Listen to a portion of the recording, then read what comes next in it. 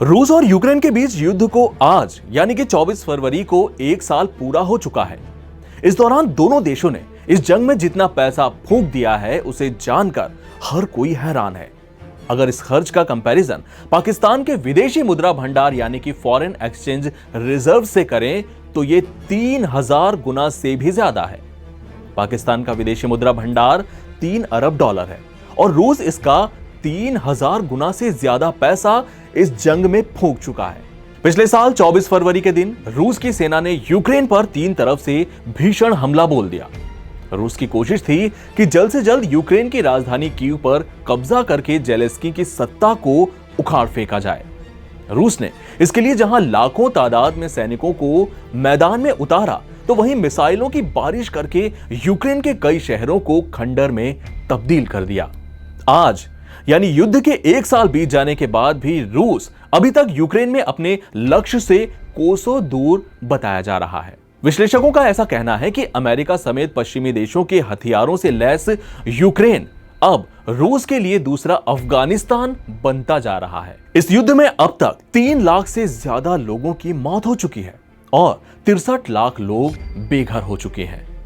America की पत्रिका news week की एक रिपोर्ट में यह बताया गया है कि इस युद्ध में पुतिन की सेना को एक साल में 9 ट्रिलियन डॉलर का भारी भरकम नुकसान उठाना पड़ा, यानी कि पाकिस्तान के कुल 3 अरब डॉलर के विदेशी मुद्रा भंडार से 3000 गुना ज्यादा है ना हैरानी की बात।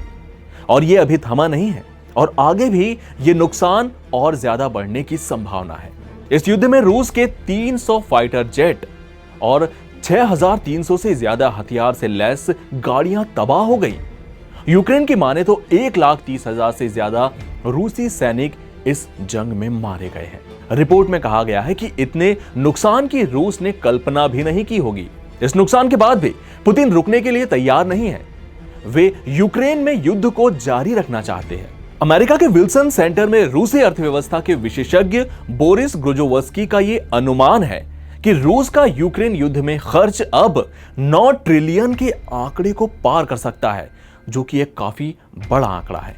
बोरिस ने कहा कि रूस की सरकार का साल 2022 के लिए कुल खर्च का प्लान 346 अरब डॉलर था, जिसमें 46 अरब डॉलर सेना और 36.9 अरब डॉलर पुलिस और फेडरल सिक्योरिटी सर्विस पर खर्च किया जाना था। उन्होंने कहा कि पुलिस और एफएसबी का पैसा भी अब सेना को दिया जा रहा है, यानी बुरे हालात यहां होते जा रहे हैं।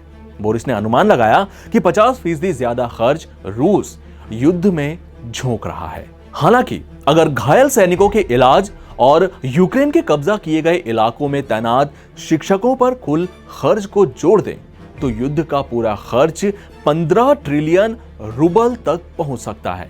वहीं एक और विशेषज्ञ सीन स्पून्स का कहना है कि बोरिस का यह अनुमान काफी कम है, यानी रूस को इससे भी ज्यादा नुकसान उठाना पड़ सकता है। सीन ने यूक्रेन पर हमले के तीसरे महीने में ही अनुमान लगाया था कि रूस हर दिन 90 करोड़ डॉलर जंग में खर्च कर रहा है। उन्होंने कहा कि हमारा मानना है कि अगर रूस ने एक मिसाइल पर 10 लाख डॉलर खर्च किया है तो उन्होंने इसे बढ़ाकर 20 लाख डॉलर कर दिया। इसमें 10 लाख डॉलर इसे बनाने और 10 लाख डॉलर उसे रिप्लेस करने पर खर्च किया गया है। रूस को लेकर यह अनुमान लगाया गया है कि उसने यूक्रेन की जंग में अपने आधे टैंक गंवा दिए। टोटल 1769 युद्ध में इस्तेमाल गाड़ियों के तबाह होने का अनुमान लगाया गया है। यूक्रेन के रक्षा मंत्रालय ने यह अनुमान लगाया है कि पिछले एक साल में रूस के 1,30,000 सैनिक मारे गए। इसके अलावा 6300 युद्धक वाहन और 300 फाइटर जेट तबाह हो गए। सीन ने कहा कि रूस के पास पैसा कम होने के बाद भी वो युद्ध में बर्बाद हो चुके हथियारों को बदल नहीं पा रहा है। यही वजह है कि रूस अब यूक्रेन युद्ध में पुराने पड़ चुके टैंकों और युद्धक गाड़ियों को उतार रहा है।